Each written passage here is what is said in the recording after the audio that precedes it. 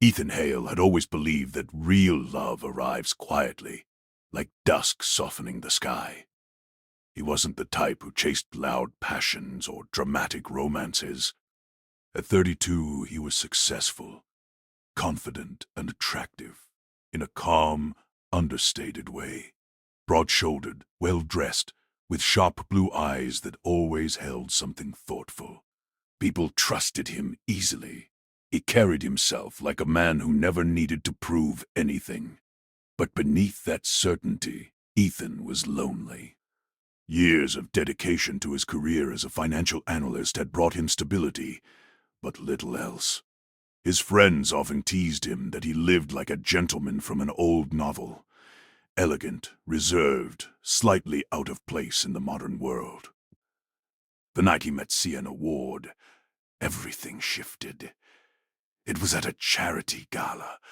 Glittering lights, music, glasses chiming, and Ethan was standing alone near the balcony, enjoying the quiet.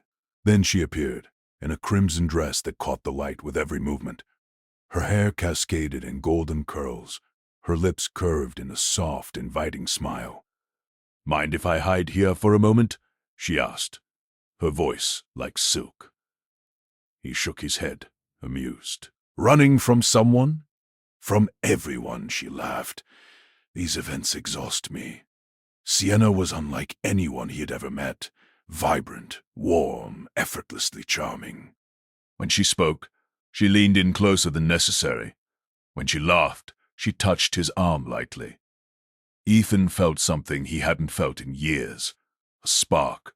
Small, but unmistakable. They talked for nearly an hour. But what struck him most wasn't her beauty. It was the way she looked at him, like he was someone worth knowing. At the end of the gala, she hesitated, then said softly, "I hope this won't be the last time I see you."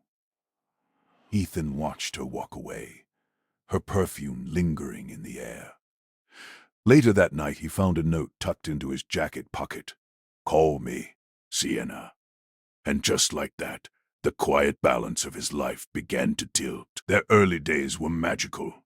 Dinners in elegant restaurants, weekend trips, long conversations that made Ethan feel alive in ways he'd almost forgotten. Sienna always wanted more time with him, more attention, more affection. Ethan gladly gave it all. He felt lucky simply to be in her orbit. But as months passed, small signs surfaced. Subtle, but impossible to ignore. Sienna had expensive taste. Designer clothes, luxury salons, exclusive parties. She often sighed dramatically about her unlucky life and financial struggles. One evening, she arrived at Ethan's apartment with tears in her eyes. "My landlord is impossible," she whispered. "He's raising my rent again. I can't keep up. I don't know what to do." Ethan, wanting to ease her stress, offered to help her temporarily. Her tears vanished almost instantly. She kissed him hard, passionately, as if gratitude and desire were the same thing. That was the beginning. Soon came the emergencies. A broken phone, a lost designer bag, a sick relative who needed money.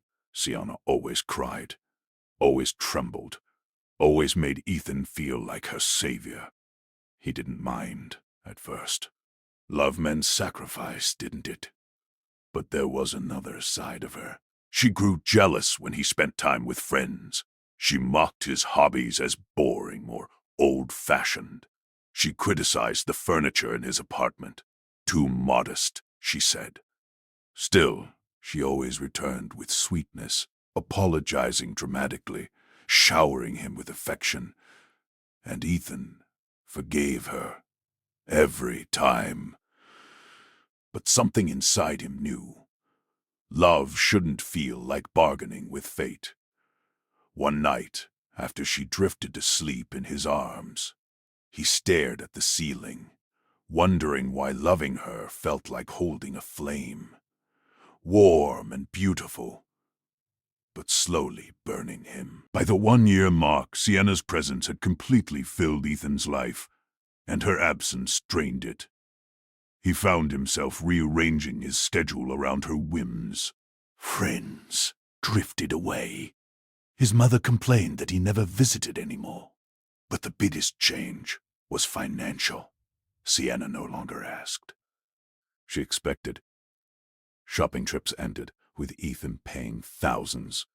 Vacations she desperately needed appeared on his credit card. She insisted on moving into a more luxurious apartment, something worthy of her. Ethan tried to reason with her. Sienna, maybe we shouldn't rush. I want a future with you, but this pace... Future, she snapped. You can't build a future if you're afraid to invest in it. He froze. Her words weren't about their relationship. They were about money. That night, Ethan sat alone in his car long after dropping her off. Rain hammered the windshield. His reflection in the glass looked tired, older. He whispered to himself. When did love turn into obligation? The next morning, he confronted her gently. I feel like I'm losing myself, he admitted. I'm giving everything I can, and you never seem satisfied. Sienna stared at him, coldly calculating. Then she smiled sweetly, wrapped her arms around him, and whispered, Oh, Ethan, you're overthinking. You know how much I love you. Don't ruin things by being insecure. For a moment, he wanted to believe her. But the truth pressed against his ribs, suffocating. Sienna didn't love him. She loved what he provided. He just didn't want to admit it. Yet, the turning point came on Ethan's birthday. He planned a quiet celebration, a small dinner with close friends, something meaningful, intimate. But Sienna insisted on a lavish party at a rooftop bar. You deserve the best, she said. But he could tell the party wasn't for him. It was for her. Another stage, another spotlight. During the celebration, Ethan overheard her laughing with her friend. Oh, please, Ethan. He's stable, reliable. Basically a walking wallet. Of course I keep him happy. The words hit like a blade. For the rest of the night, Ethan wore a polite smile, but inside something shattered. Not loudly, quietly, painfully, finally. Later, he asked her calmly, Is that really how you see me? Sienna blinked, caught off guard, then laughed. You're taking things too seriously. It was a joke. Don't be dramatic. But for Ethan, it was the last lie he could swallow. He ended things that night. Sienna screamed, begged, accused, threatened, her emotions flying wildly from love to hatred. She claimed he was throwing away the best thing in his life. But Ethan saw clearly now. She wasn't losing him. She was losing the lifestyle he funded. When she finally stormed out, slamming the door, Ethan sank to the floor and breathed for what felt like the first time in months. Freedom hurt, but it was still freedom. Weeks passed. Ethan healed slowly, quieter than before, wiser, but not bitter. He rebuilt friendships, reconnected with family, rediscovered old passions. His life felt smaller without Sienna's chaos, but also cleaner, lighter. Then, 3 months later, she returned.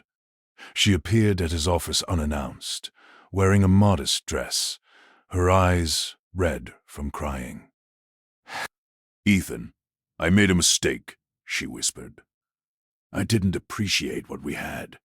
I'd pushed too hard. I lost myself, and I lost you. Her voice trembled, perfectly broken.